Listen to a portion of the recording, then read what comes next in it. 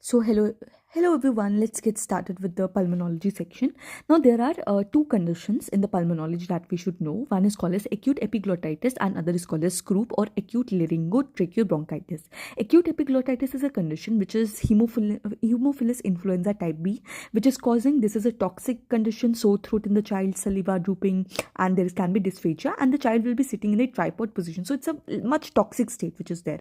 So we have to secure the airway first in this, and we give the IV ceftriaxone to the patient, and you will see the epiglottis will be seen, and it's like thumb like epiglottis, which can be seen on the X-ray. Now we have the croup. Now croup is caused by a virus, which is viral etiology, which is para-influenza, and it's low-grade fever will be there. Firstly, what we have to do in these patients, we give the dexamethasone, which steroids can be given to the patients, and you will see, if you see retractions, decrease in the saturation, we can give the racemic epinephrine nebulization can be given in these patients. So thumbprint site is there, and there is steeple sign which can be seen. Now there is a drug which is called as clesrovimab. We have clesrovimab, which is prevention of the respiratory syncytial virus RSV, which can be given. Now we also know the treatment of RSV. We have ribavirin, palivizumab for the prophylaxis, and there is also one drug which is clesrovimab, which is there. Now we have the lower respiratory tract infection.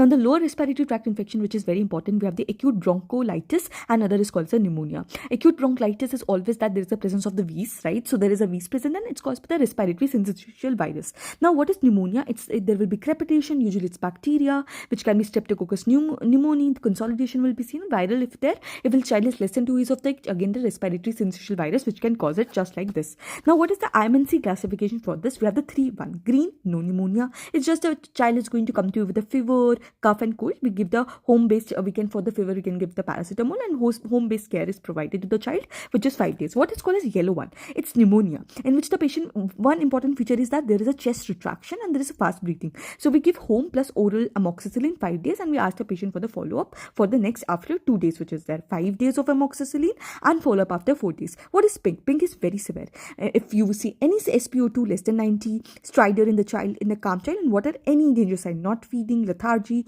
continuous vomiting, or convulsions. So we have to refer to the higher level, but we have to give 1 dose of the ampicillin and gentamicin IV, then we refer to the higher level. So this is the IMNCI classification. No pneumonia, conservative management. Yellow, 5 days, we've asked the patient 5 days of amoxi and follow up after 2 days, and there is a fast breathing and chest retraction. Pink, which is very severe, low SpO2, stridor in the child, calm child. Then there is any danger sign is there, we give the first dose of the IV ampicillin gentamicin, followed by refer to the higher levels.